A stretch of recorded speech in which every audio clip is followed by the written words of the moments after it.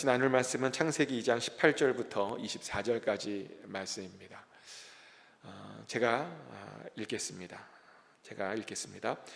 여호와 하나님이 이르시되 사람이 혼자 사는 것이 좋지 아니하니 내가 그를 위하여 돕는 배필을 지으리라 하시니라. 여호와 하나님이 흙으로 각종 들짐승과 공중의 각종 새를 지으시고 아담이 무엇이라 부르나 보시려고 그것들을 그에게로 이끌어 가시니 아담이 각 생물을 부르는 것이 곧 그 이름이 되었더라. 아담이 모든 가축과 공중의 새와 들의 모든 짐승에게 이름을 주니라. 아담이 돕는 배필이 없으므로 여호와 하나님이 아담을 깊이 잠들게 하시니 잠들매 그가 그 갈빗대 하나를 취하고 살로 대신 채우시고 여호와 하나님이 아담에게서 취하신 그 갈빗대로 여자를 만드시고 그를 아담에게로 이끌어 오시니 아담이 이르되 이는 내 뼈 중에 뼈요 살 중에 살이라. 이것을 남자에게서 취하였은즉 여자라 부르리라 하니라. 이러므로 남자가 부모를 떠나 그의 아내와 합하여 둘이 한 몸을 이룰지니라. 아멘. 하나님께서 아담을 창조하시고 이제 얼마 있다가 아담을 가만히 봤더니 그 모습이 좋지 않은 그런 모습을 좀 느끼셨나 봅니다. 그래서 그 아담에게 돕는 배필을 하나 지어주기로 작정하시고 아담이 이제 잠을 자고 있는 동안에 아담에게서 갈빗대를 하나 끄집어내어서 그 갈빗대로 여자를 만드시고 그 여자를 아담에게로 이끌고 오셨습니다. 그렇게 최초의 여자가 만들어졌고요. 그리고 그렇게 최초의 결혼식이 이렇게 진행되었습니다. 이것은 아주 놀라운 일인데요. 왜냐하면 하나님께서 사람을 만드신 후에 가장 먼저 하신 일이 뭐냐 봤더니 가정을 만드신 바로 그런 일이었다라는 것입니다. 그래서 가정은요 아주 중요한 겁니다. 왜냐하면 가정이라고 하는 것은 최초의 공동체였고 동시에 최초의 교회이기도 했기 때문이죠. 실제로 아담과 하와는 가정 안에서 하나님과 교제를 했습니다. 그리고 그 가정 안에서 하나님과 동역도 했습니다. 그리고 그 전통은 우리의 믿음의 선배들을 통해서 계속 이어져 왔죠. 그래서 가정은 계속 하나님의 중요한 도구였고, 그래서 가정들을 통해서 아주 위대한 일들이 계속 진행되어져 갔습니다. 그렇게 위대한 일이 일어났던 가정들이 그래서 굉장히 많았는데요. 그 중에 한 가정을 잠깐 소개해드리면, 혹시 조나단 에드워드를 아십니까? 조나단 에드워드는 어떤 사람이냐면 1700년도에 미국을 대표하는 그런 목사였는데요. 우리는 흔히 그를 뭐라고 부르냐면 부흥운동이라고 하는 1차 대각성 때에 그는 주역이라고 우리가 그를 부릅니다.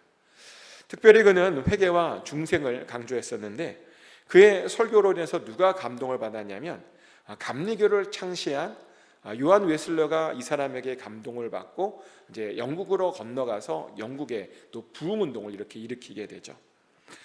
특별히 그는 진노하시는 하나님의 손안에 있는 죄인들이라고 하는 설교를 만들었는데 이 설교는 얼마나 대단한 설교냐면요, 몇십 년 전까지만 해도 미국인이라고 하면 꼭 한번 읽어봐야 하는 그런 설교로 우리가 알려지기도 했습니다. 그리고 그는 이제 죽기 전에 프린스턴 대학교의 총장으로 재임하기도 했죠. 근데 사람들이 그에게서 주목했던 것은 뭐냐면 그의 대단한 일이 아니라 그의 가정교육 때문이었습니다. 그는 자신의 아이들에게 몇 가지를 강조했는데요. 첫 번째로 뭘 강조했냐면 자녀들에게 하루를 기도로 시작할 것을 가르쳤고 하루를 기도로 마칠 것을 가르쳤습니다. 그러면서 가정 예배를 계속 드렸죠.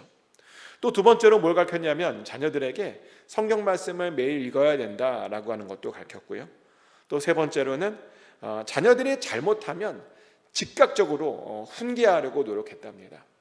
그리고 또 네 번째로는 아이들에게 책을 많이 읽을 것을 강조했다고 합니다. 그러면서 책을 통해서 언어 공부를 많이 시켰는데 특별히 이 목사님은 아이들에게 라틴어도 가르치고 그리스어, 히브리어도 가르쳤다라고 알려져 있습니다. 또 다섯 번째로는 그는 부모로서 모범을 보이려고 노력했고요. 여섯 번째로는 그는 아이들에게 시간 관리가 얼마나 중요한지를 가르쳤고, 7번째로는 그는 자녀들이 잘했을 때는 굉장히 아주 크게 칭찬해 주었답니다. 어떻게 칭찬해 주었냐면요, 그 자녀들에게 하나님 앞에서 쓰일 사람들이라고 하는 말을 쓰면서 이렇게 하나님께 쓰임 받기를 축복하면서 그렇게 칭찬했답니다. 그랬더니 그의 자손들이 어떻게 되었나? 그의 외손자가 누구냐면요, 아론 버 주니어라고 미국의 3번째 부통령입니다. 외손자가. 그리고 그의 아들이 조나단 에드워드 주니어라고 하는데, 그 아들 또한 프리스턴 대학교의 총장이 되었습니다. 근데 이분들만 있는 건 아니고요, 한 번은 어떤 사람이 조나단 에드워드의 자손들이 어떻게 살았나 이걸 추적해 봤대요. 이게 되게 유명한 추적이에요. 추적해보고 연구해봤더니 그 집에서만 목회자가 300명이 나왔고, 그 집안에서만 변호사가 100명이 나왔고, 수많은 주지사는 수없이 많이 있고, 상하원 의원들도 너무 많이 있었답니다. 그래서 우리가 이제 미국에서 명문 가문 하는데요, 이 조나단 에드워드의 가문은 미국에서 알아주는 그런 명문 가문으로 인정받았습니다. 아이들을 믿음 안에서 잘 가르쳤더니 하나님께서 정말 그 가문을 크게 들어 사용해 주셨다는 겁니다. 가정이 좋았더니 이 가정 안에서 어떤 일이 일어났다는 거죠. 이렇게 가정이 중요합니다. 근데요, 이렇게 가정을 중요하게 여기는 것은 우리 기독교인들뿐만이 아니라 세계 여러 나라 사람들의 공통적인 주제 같기도 합니다. 중국의 고사성어 중에 이런 고사성어가 있죠. 수신제가 치국 평천하라고, 자기를 잘 수양하고 집안을 잘 다스리면 나라도 다스릴 수 있고, 그렇게 되면 이 세상이 평안해진다라고 하는 그런 말입니다. 즉, 모든 시작이 자기를 수양하는 것이고 집안을 잘 다스리는 것이 모든 것의 시작이라는 거죠. 이렇게 중국 고사성어에서도 가정이 얼마나 중요한지를 우리에게 이야기하고 있습니다. 그런데 우리 기독교인들에게 이 가정이 중요한 이유는 뭐냐면, 이 가정은요, 우리가 경험하는, 모든 사람들이 경험하는 최초의 교회이기 때문입니다. 아이들이 태어나면 아이들은 가정 안에서 돌봄을 받고요, 그리고 그 가정 안에서 사회를 배우고 그 가정 안에서 세상을 배우죠. 그리고 그 가정 안에서 하나님도 알게 됩니다. 실제로 모태신앙을 가지고 계시는 분들이 항상 하는 이야기들이 있는데요, 뭐냐면 자신들의 신앙은 그냥 자신들의 부모님들의 신앙을 따라하는 것뿐이다 라고 하는 이야기들을 참 많이 합니다. 자신들이 어렸을 때 부모님들이 어떻게 하나님을 믿었는지 잘 보았답니다. 어떻게 하나님을 섬겼는지 잘 보았답니다. 그래서 자신들은 그냥 부모님들을 따라하는 것, 그것이 자신들의 목표다라고 그런 이야기들을 많이 하시더라고요. 놀랍지 않습니까? 결국 우리의 아이들이요, 나중에 어떤 모습으로 신앙생활을 하게 될 건가 봤더니 우리들이 현재 하고 있는 그 신앙생활의 그 모습을 그대로 그 아이들이 따라하게 될 것이라는 겁니다. 그래서 우리가요, 우리 아이들에게 어떤 모습을 보여주는지가 사실은 굉장히 중요합니다. 우리가요, 신앙생활을 잘하잖아요. 그럼 우리의 아이들도 신앙생활을 잘할 수밖에 없습니다. 근데 우리가 신앙생활을 잘 못하면 우리 아이들도요, 정말 신앙생활을 잘하기가 쉽지 않습니다. 물론 하나님의 은혜로 잘할 수도 있지만 정말 쉽지 않습니다. 그래서요, 보면 가정의 분위기가요, 얼마나 중요한지 모릅니다. 얼마나 중요한지 어떤 사람은 뭐라고 말하냐면, 가정은 천국의 거울이다라는 그런 말까지 합니다. 이 말이 무슨 말이냐면, 우리가 가정에서 경험하는 것들을 토대로 우리가 천국에 대한 소망을 갖게 된다는 겁니다. 보면 우리가요, 다 보면 천국에 대한 소망이 있죠. 그죠? 여러분들은 어떤 천국의 소망을 갖고 계십니까? 나중에 천국에 가서 어떻게 살고 싶으십니까? 제가 몰랐는데 요즘 이 주제가 핫 이슈예요. 천국에서 어떻게 살고 싶은가가 요즘 핫 이슈예요. 그래서 왜 핫 이슈냐 봤더니, 요즘 방영하고 있는 천국보다 아름다운 드라마, 그 드라마 때문에 요즘 천국의 모습에 대해서 상상하는 것이 요즘에 되게 유행이랍니다. 보셨습니까? 천국보다 아름다운? 천국보다 아름다운이라는 드라마를 안 보신 분들 계셨을까 봐 잠깐 제가 간단한 스토리를 말씀드리면, 이 드라마는 80세의 모습으로 천국에 도착한 어떤 여자분이 젊어진 남편과 천국에서 다시 만나서 이제 그 천국에서 살아가는 그런 이야기입니다. 근데 이 드라마 속에 보면 천국의 모습이 굉장히 자세하게 나오는데요. 근데 그 모습이 사실은 우리 기독교인들에게는 굉장히 당황스러운 모습이 아닐 수 없습니다. 그 드라마를 보면 천국에 갈 때 우리가 어떤 나이대로 살 건지를 선택할 수 있대요. 그래서 주인공인 여자는 80세 나이를 선택했고 그 남편은 30대의 나이를 선택했죠. 다른 나이대에서 그냥 사는 겁니다. 각자 자신이 가장 좋았던 때를 생각하고 그때의 나이를 사는 겁니다. 물론 모르겠어요. 진짜 천국이 그럴 수도 있을지도 모르겠죠. 근데 아닐 수 있잖아요. 사실 성경 안에는 어떤 나이대로 살 건지에 대한 이야기가 전혀 나와 있지 않습니다. 근데요, 보니까 우리 믿음의 선배들도 어떤 나이로 살 건지에 대한 궁금증이 있었더라고요. 보니까 많은 사람들이 우리가 나중에 부활하면 어떤 나이가 될 건가, 이게 궁금했더라고요. 그래서 굉장히 유명한 사람들이 이것에 대한 많은 이야기를 했는데요.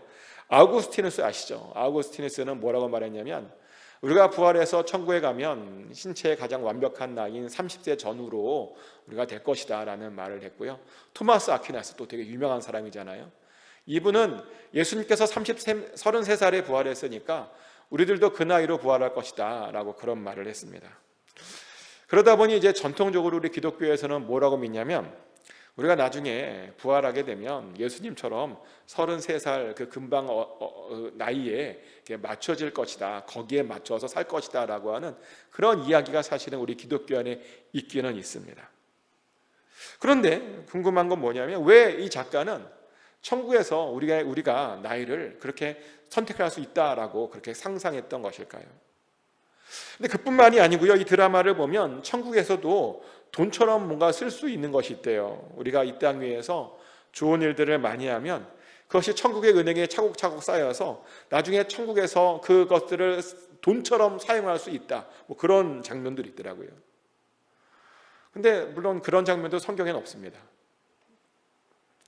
또 이 드라마를 보면 지옥에 가더라도 그 죄값을 다 치르면 천국에 다시 올라올 수 있다라고 말하기도 하고, 또 천국에 갔더라도 그 천국 안에서 죄를 지으면 지옥으로 다시 떨어질 수 있다라고 말을 합니다.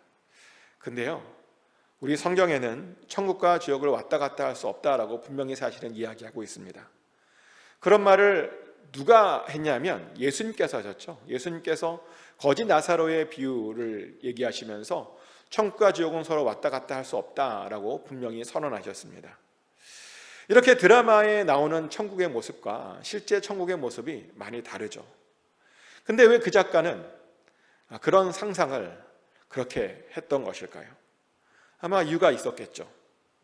여러 종교들의 영향을 받았을 수도 있고, 그리고 그 중에는 아마 가정에서의 어떤 경험들 때문일 수 있습니다. 어렸을 적에 좋았던 순간의 그런 모습들이 이렇게 박혀서 다양한 연령대 가족들이 서로에게 선행을 베푸는 모습들을 보고, 또 혼이 나면 벌을 받고, 또 벌을 받았으면 다시 칭찬받고 인정받고 이렇게 용서받는 그런 모습을 통해서 천국이 그런 모습이 아니었을까라고 하는 그런 아마 상상을 했을 겁니다. 근데 우리도 그래요. 우리도 보면요, 천국을 우리가 어떻게 상상하느냐, 보통 어렸을 때 우리가 좋았던 그런 경험들을 토대로 우리도 보통은 천국을 상상하곤 합니다. 그래서요, 어렸을 때 가정의 모습이 굉장히 중요하다고 제가 말씀드리는데요. 왜냐하면 우리가 어렸을 때 경험했던 그 좋았던 그 기억을 가지고 우리도 천국을 상상하기 때문이죠. 저도 그렇게 상상합니다. 저는 천국하면 하나님 아버지의 품에 안겨있는 모습을 상상합니다. 근데 왜 그렇게 상상하냐면, 어렸을 때 어머니 품에 안겨 있었던 적이 되게 그 기억이 좋았거든요. 그렇게 저도 상상합니다. 그래서 가정을 우리가 천국의 거울이다라고 말하는 겁니다. 그래서 우리가 정말 좋은 가정을 만들어야 하는 거죠. 천국에 대한 바른 이해를 하기 위해서라도 우리는 반드시 좋은 가정을 만들어야 합니다. 그러면 우리가 어떻게 해야 좋은 가정을 만들 수 있을까요? 어떻게 해야? 첫 번째로 좋은 가정을 만들려면 먼저 우리의 가정이 얼마나 소중한지를 우리가 다시 한번 깨달아야 합니다. 근데 정말 다행인 것은 뭐냐면 요즘 많은 분들이 가정이 얼마나 소중한지를 이미 알고 있는 그런 모습들을 봅니다. 정말 요즘 젊은 가정들을 보면요, 정말 가족들을 아끼고 사랑하는 모습들을 우리가 많이 보게 됩니다. 제가 말씀을 준비하면서 아주 재미있는 통계를 하나 보았는데, 요즘 한국의 이혼율이 얼마나 되시는지 아십니까? 한국의 이혼율 2024년도 기준으로 한국의 이혼율이요, 1000명당 1.8명 정도가 이혼을 한대요. 자, 그럼 질문입니다. 이것이 과거보다 늘어난 수치일까요? 아니면 과거보다 줄어든 수치일까요? 늘은 걸까요? 줄은 걸까요? 줄었어요. 예. 어떻게 하셨어요? 예. 줄었습니다. 놀랍게도 줄은 수치입니다. 2003년도에는 보니까 1000명당 얼마나 많은 사람들이 이혼했냐면요, 3.5명 정도가 이혼을 했답니다. 2024년도보다 그때 당시에는 거의 2배 가까운 수치가 이혼을 한 것입니다. 그 말은 지금은 이혼율이 굉장히 줄었다는 거죠. 이것은 우리에게 어떤 메시지를 주는데요, 확실히 요즘 사람들은 과거보다 가정을 그만큼 더 소중하게 생각하고 있다라고 하는 그런 뜻일 겁니다. 그러다 보니 이런 질문이 생기죠. 왜 사람들은 과거보다 이렇게 가정을 더 소중하게 여기게 된 것일까? 어떤 계기가 있었을 겁니다. 최근 10년 사이에 한국 사회를 바꾼 2가지 큰 사건이 있었죠. 뭔지 아십니까? 한국 사회를 바꿨던 2가지 사건. 그렇죠. 하나는 세월호 사건이고 또 하나는 코로나 팬데믹이었습니다. 세월호 사건 이후로 사람들은 자신의 자녀의 소중함을 더 많이 알게 되었다고 합니다. 과거에는 죽음이라고 하는 것은 나이 드신 분들만 경험하는 그런 일인 줄 알았는데, 근데 죽음이 의외로 우리 아이들에게도 가까웠다는 것을 알게 된 것이죠. 그래서 예전에는 아이들에게 그랬대요. 지금은 공부해라, 나중에 놀 수 있다, 그랬잖아요. 우리가 다. 오죽하면 고3 아이들 사이에 이런 유언비가 퍼졌겠어요? 대학 가면 이쁜 여자친구 생긴다, 대학 가면 이쁜 남자친구 생긴다. 우리가 다 그런 유언비에 속고 살았잖아요. 그런가요? 네. 이런 유언비어가 옛날에 굉장히 많이 퍼져 있었는데요, 근데 그러면서 지금은 참으면 된다, 참아야 된다 라고 가르쳤는데, 근데 세월호 사건 이후로 과연 그것이 맞는 것인가 라고 하는 의문이 들기 시작했답니다. 그래서 가정들이 바뀌었대요. 예전에는 지금 공부해야 된다라고 했는데 이제는 바뀌어서 지금부터 그냥 너가 하고 싶은 거, 좋아하는 것 하며 살아라 라고 바뀌었대요. 그래서 이제 요즘은요, 부모와 자식과의 사이도 예전보다 훨씬 더 좋아졌답니다. 그리고 그것을 코로나가 또 크게 한몫을 했죠. 코로나 기간 동안에 우리가 다 같이 집에서 다 갇혀 있었잖아요. 강제로 부모와 자식들이 같은 공간 안에서 꽤 오랜 시간을 보내야 했습니다. 그러다 보니 자녀들과 부모들이 굉장히 많은 이야기를 나눴고요, 또 굉장히 그러면서 친해졌죠. 실제로 코로나 이후에요, 가족들끼리 똘똘 뭉친 어떤 그런 집들이 굉장히 많아졌습니다. 그 효과가 어떻게 나타나냐면, 예전에는 중고등학교 아이들에게 어디 가서 같이 갈래? 라고 하면 아이들이 안 간다 그랬어요. 근데 요즘은 따라가요. 따라가더라고요. 확실히 많이 바뀌었습니다. 이것이 아마 코로나가 우리들에게 준 어떤 좋은 점은 아닌가라는 그런 생각도 해봅니다. 그래서 사실 가족이 얼마나 소중한지를 강조하는 것이 의미 없을 것 같긴 한데, 그래도 다시 이것은 강조해도 너무 좋습니다. 가족은요, 정말 소중한 겁니다. 그래서 우리는 그것을 절대로 잊으면 안 됩니다. 또 2번째로 우리는요, 우리의 가정이 행복한 가정이 되기를 결심해야 합니다. 누군가 그러더라고요. 행복은 그냥 이루어지는 것이 아니라 노력해야 이루어지는 거라고. 그래서 행복하고 싶다면 행복하기를 선택하고 그것을 위해서 열심히 노력해야 된다라고 말을 합니다. 근데 그것은 가정의 행복도 마찬가지입니다. 우리는요, 가족 식구들이 모두 행복했으면 좋겠다라고 생각하고 그 행복을 선택해야 됩니다. 그러면서 생각해야 돼요. 뭐라고 생각해야 되냐면 어떻게 하면 우리 가족들이 조금 더 행복할 수 있을까라고 우리가 생각해야 됩니다. 혹시 그런 생각해 보신 분 계십니까? 내가 무엇을 하면 우리 가족들이 지금보다 더 행복할 수 있을까? 그럼 혹시 그런 생각해 보신 분 계십니까? 저는 항상 생각합니다. 어떻게 하면 행복할 수 있을까? 그러다 보니까요, 눈치만 늘었어요.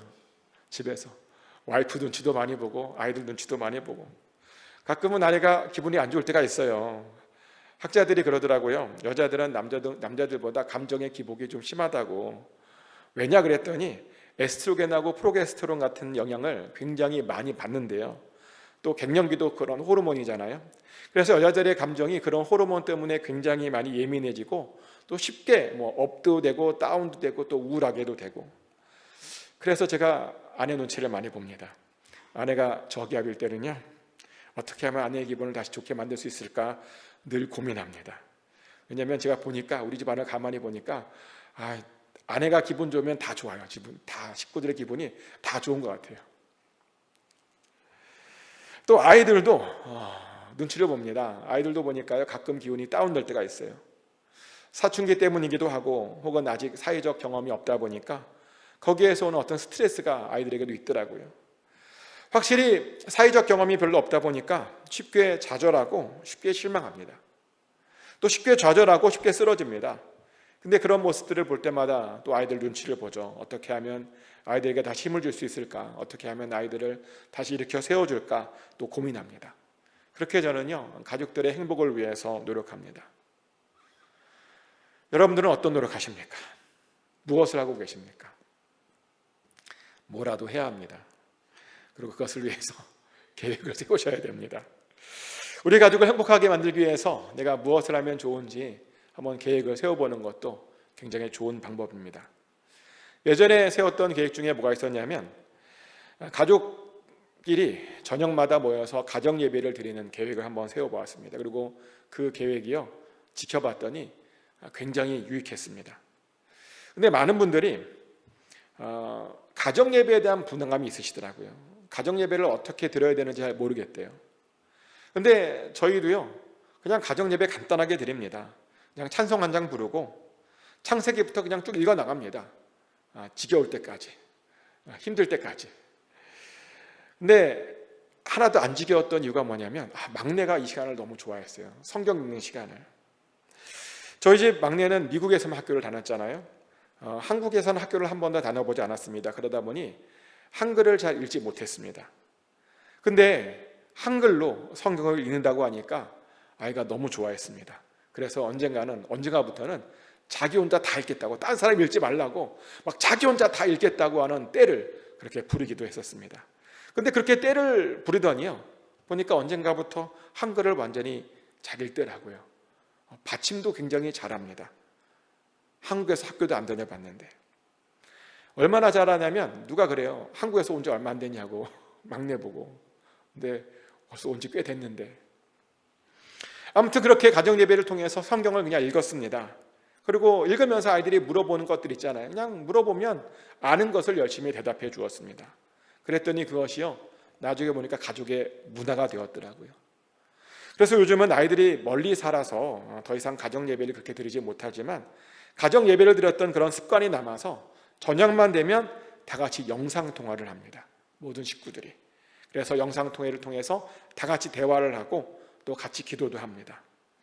그래서 이제 아이들과요, 저희가 굉장히 친합니다. 어떤 때는 인생의 베스트 프렌드를 만난 것처럼 그렇게 아이들과 그런 관계를 유지하고 있습니다. 가정 예배를 가정의 행복을 위해서 드리기로 결정했을 뿐인데, 실천했던 것 뿐인데 그렇게 되었습니다. 근데 여러분들도 그런 계획을 세우시면 좋습니다. 어떻게 하면 우리 가족이 더 행복할 수 있을까? 그런 것에 대한 계획들을 세우시면 좋습니다. 저도 요즘도 사실은 그런 계획들을 계속 세우고 있는 중입니다. 요즘 최근에 세웠던 계획은 뭐냐면 1년에 한 번씩은 가족들과 여행을 한번 다녔으면 좋겠다라고 하는 계획을 세웠습니다. 이것은 아이들이 결혼도 하고 결혼을 하고 나서도 지킬 예정이고요. 심지어 그렇게 여행 갈 때는, 결혼하고 여행 갈 때는 사돈까지 끌고 갈 예정입니다. 사돈까지 다 같이. 얼마나 좋을까요? 막 벌써부터 기대가 돼요, 저는. 다 같이 막 사돈까지 다 같이 모여갖고 막 그 티셔츠 맞춰서 아빠 쓰고 막 그런 거 보셨어요?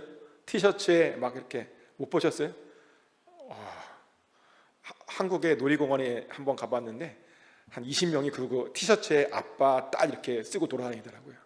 얼마나 큰 감동과 은혜가 되던지. 그렇게 좀 다니고 싶습니다. 물론 돈이 많이 들 거예요. 근데 뭐 가족이 더 친밀해지는데 그 정도 돈은 투자해야 되지 않을까라는 그런 생각도 합니다. 확실히요, 이렇게 같이 다니잖아요. 그럼 굉장히 끈끈해집니다. 굉장히 더 친밀해집니다. 이것은 돈으로 매길 수 없는 그런 가까움, 그런 친밀함입니다. 그래서 저는 그런 계획들을, 가족의 행복을 위해서 그런 계획들을 가지고 있습니다. 여러분들도 그런 계획들을 가지셨으면 좋겠습니다. 그리고 또 동시에 행복한 가정들에 대한 상상도 많이 하셔야 됩니다. 아마 여러분 각자가 행복한 가정은 이런 가정이야 라고 아마 그런 상상을 아마 하시는 가정들의 모습이 있을 겁니다. 저도 있습니다. 제가 생각하는 행복한 가정이란 아내는 남편을 존경하고 남편은 아내를 사랑해 주는 겁니다. 또 자녀들은 부모를 존경하고 부모들은 자녀들을 존중해 주는 겁니다. 그것이 바로 제가 생각하는, 상상하는 행복한 가정입니다. 근데 왜 이런 생각을 더 하게 되었냐면 요즘 보니까 의외로 아내들에게 존경받지 못하는 남편들이 좀 있더라고요. 아내들에게요, 무시받고 사는 남편들이 꽤 돼요. 그것을 대표적으로 보여주는 우스갯소리가 하나 있는데요. 뭐냐면 늙어서 여자들에게 필요한 것은 뭐라고요? 돈, 딸, 건강, 친구, 찜질방. 늙어서 남자들에게 필요한 건 뭐라고요? 아내, 집사람, 와이프, 아이들 엄마. 나이든 여자에게 더 이상 남편이 필요 없대요. 어떤 사람이 이것을 보고 젊은 시절에 얼마나 그 남편이 그 아내를 괴롭히고 고생시켰으면 그렇게 하겠느냐 그러면서 남편을 비판하기도 하는데요. 근데 문제는 이게요, 성실하고 가정에 충실했던 남자조차도 그런 취급을 요즘 받고 있다는 겁니다. 자상하건 안 하건 열심히 살았던 아니건 그냥 여자들에게 남편이요 점점 필요 없는 존재로 되어가는 것을 사회가 너무 당연하게 받아들이고 있다는 거죠. 이게 얼마나 말도 안 되는 이야기입니까? 사회가 이런 식으로 가면 안 됩니다. 부부는요, 끝까지 서로를 필요해주고 끝까지 서로를 존경해주고 끝까지 서로를 존중해 줘야 됩니다. 그게 부부잖아요. 또한 동시에 부모들은 자녀들을 존중해 줘야 됩니다. 또 자녀들은 부모들을 공경해 줘야 됩니다.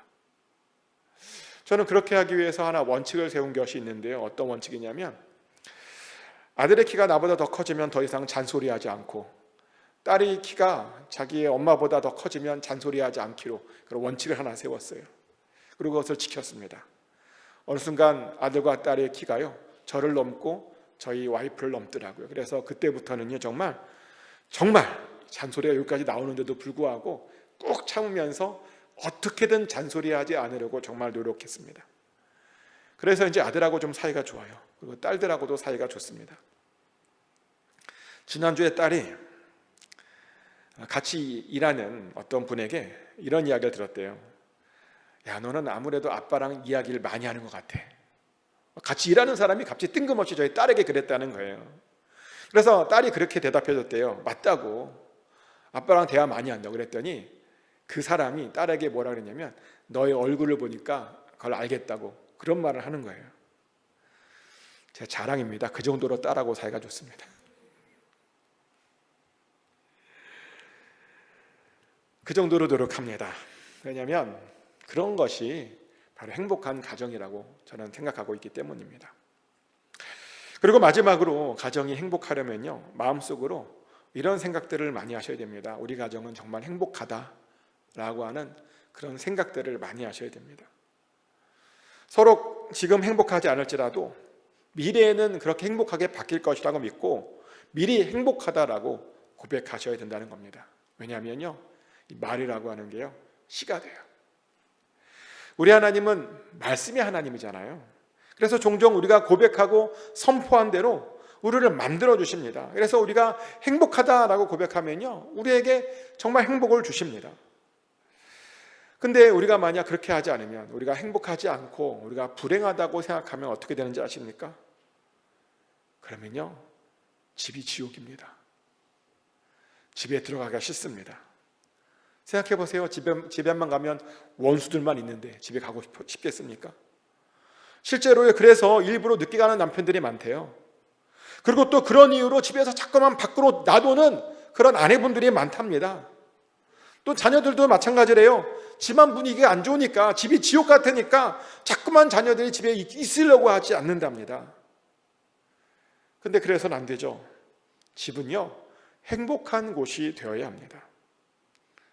행복하게 느끼고, 그래서 자꾸만 집에 있고 싶어져야 됩니다. 저는 집순이 집돌이, 굉장히 좋은 말이라고 생각해요. 얼마나 집이 행복하면 집돌이이겠습니까? 얼마나 집이 행복하면 집순이이겠습니까? 저는 우리 모두가요, 정말 집돌이 집순이가 되어야 한다고 생각합니다. 왜냐하면 행복하다는 거거든요. 집이 너무 좋다는 거거든요. 꼭 스스로 행복하고 믿고 행복한 가정을 이루시길 축복합니다. 이제 말씀을 정리합니다. 오늘 저는 행복한 가정을 위한 몇 가지 팁을 말씀드렸는데요, 정말 여러분들의 가정이 모두 행복했으면 좋겠습니다. 여러분들의 부부들이 행복하게 지냈으면 좋겠고, 또 자녀들과의 관계도 정말 좋았으면 좋겠습니다. 근데 그러려면 오늘 제가 했던 말씀들 그냥 흘려듣지 마시고 한번 실천해 보시길 바랍니다. 그래서 모두 행복한 가정을 이루실 축복합니다. 마지막으로 제가 여러분들에게 나눠드렸던 건강지수, 가정의 건강지수 체크하는 것 한번 보시고요, 거기에 점수를 매겨보는 거예요. 한번 1번부터 5번까지 다 더해보는 거예요. 한번 지금 잠깐 해볼까요? 한번 지금 해보겠습니다. 1번이 그거죠. 우리 가족은 같은 삶의 목표와 비전을 추구하고 있다. 1번부터 5번까지 점수를 카운터해 보셨습니까? 2번, 나는 매일 가족들을 위한 기도를 빼놓지 않고 있다. 1번이 아니고요, 5번이 예스예요. 아주 그렇다. 또 점수를 한번 매겨보시고 더해 보십시오. 3번, 우리 부부는 평소 충분한 대화 시간을 갖고 있다. 점수를 한번 매겨보세요. 4번, 부부간의 갈등이 생겨도 그로 인한 후유증은 생기지 않는다. 점수 한번 매겨보시고요. 5번, 평소 배우자와 나누는 육체적 사랑에 만족한다. 6번, 자녀들의 친구나 담임선생님의 이름을 웬만큼 알고 있다. 7번, 가계 수입과 지출을 규모 있게 관리하고 있다. 8번, 양가 부모님을 자주 찾아뵙거나 아니면 안부 전화를 드린다. 9번, 신앙생활에 관한 한 가족 구성원 간의 갈등이 없다. 10번, 우리 가정은 평소 다른 가정에게도 좋은 영향을 미치고 있다. 자, 한번 점수를 한번 다 더해 보십시오. 자, 30점 미만 있으십니까? 다행이네요. 다행입니다. 30점 미만이면 아주 심각한 거거든요. 여기에는 그런 원칙, 우리가 해야 되는 이것들을 잘 보시면서 혹시 자기가 놓치고 있는 것들이 있다면 그것을 다시 한번 채워보시길 축복합니다. 다 같이 기도하겠습니다. 하나님, 오늘 가정에 대해서 말씀을 나눴습니다. 하나님께서 우리에게 처음으로 창조하신 공동체, 처음으로 창조하신 교회, 그 가정에 대해서 나눴는데, 이 가정이 얼마나 소중한 건지를 다시 한번 깨닫고, 아버지, 이 가정 안에서 주님께서 주시는 행복을 반드시 누리게 하여 주시옵소서. 그래서 이 가정을 통해서 하나님 역사하여 주시고, 이 가정을 통해서 하나님께서 큰 일을 하여 주시옵소서. 우리를 통해서 또한 믿음의 정말 큰 일꾼들이 나타날 수 있기 원합니다. 하나님께서 크게 쓰시는 존귀한 사람들이 우리의 가정을 통해서 나타날 수 있기를 원합니다. 우리의 가정들을 그렇게 사용하여 주시옵소서. 축복하며 살아계신 예수 그리스도 이름으로 기도드렸습니다. 아멘.